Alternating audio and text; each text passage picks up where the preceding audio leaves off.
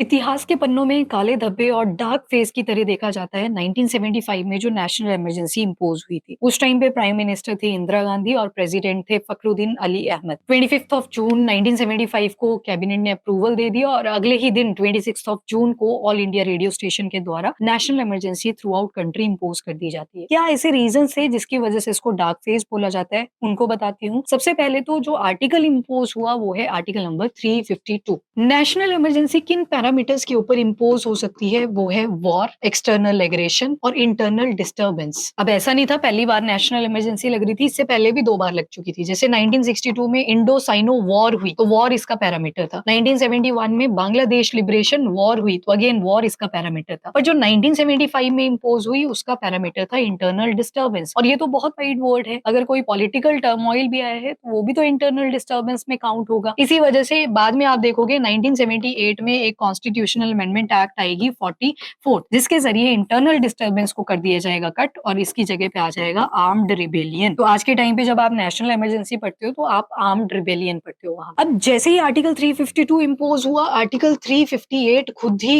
Activate हो जाएगा, जिसके जरिए आपका आर्टिकल 19 यानी कि freedom of speech and expression वगैरह सब सस्पेंड हो जाएगा। देन 358 के बाद 359 इम्पोज हो जाएगा, जिसके जरिए आपके सारे के सारे फंडामेंटल राइट सस्पेंड हो जाएंगे। एक्सेप्शन सिर्फ 2 आर्टिकल्स पे है, आर्टिकल नंबर 20 और आर्टिकल नंबर 21। यानी कि अब आपके अगर फंडामेंटल राइट सस्पेंड हुए हैं तो आप कोर्ट नहीं जा सकते कि मेरे फंडामेंटल राइट्स वायलेट हुए हैं। अब वो प्रोविजन देखो जिनके बेसिस पे इसे डिक्टेटरशिप अथॉरिटेरियन रूल से भी जाना जाता था। नंबर 1, प्री सेंसरशिप, यानी कि न्यूज़पेपर को पहले गवर्नमेंट चेक करेगी, वो देखेंगे कि क्या चीज छपेगी क्या नहीं छपेगी, जनता क्या पढ़ेगी। सेंसर कर दिया गया न्यूज़पेपर्स को। बहुत सारे ऑपोजिशन के जो मेंबर्स थे उनको जेल के अंदर डाल दिया जाता है प्रिवेंटिव डिटेंशन के बेसिस पे। 2 वर्ड होते हैं, वन इज डिटेंशन, दूसरा आता है अरेस्ट। डिटेंशन में आपका क्राइम प्रूवन नहीं है, सिर्फ आपके ऊपर डाउट होता है कि मे बी ये क्राइम कमिट कर सकते हैं। और दूसरा था अरेस्ट, अरेस्ट में आपका क्राइम प्रूव हो चुका है। तो maintenance of internal security act के तहत बोल दिया जाता है कि हम सिर्फ प्रिवेंटिव डिटेंशन कर रहे हैं। अराउंड 36,000 जो अपोजिशन के मेंबर्स थे उनको जेल के अंदर रख दिया जाता है। राजा नारायण ने प्राइम मिनिस्टर के इलेक्शन को कर दिया चैलेंज सुप्रीम कोर्ट में जाके कि इनके जो इलेक्शंस हुए थे उसमें मैल प्रैक्टिसेस हुई थी। पर वहीं पे नेशनल इमरजेंसी जब इम्पोज हो रखी है, यहाँ पे एक अमेंडमेंट आती है 39th कॉन्स्टिट्यूशनल अमेंडमेंट एक्ट, जिसमें बोल दिया जाता है कि जो प्राइम मिनिस्टर के इलेक्शन है उनको सुप्रीम कोर्ट के अंदर चैलेंज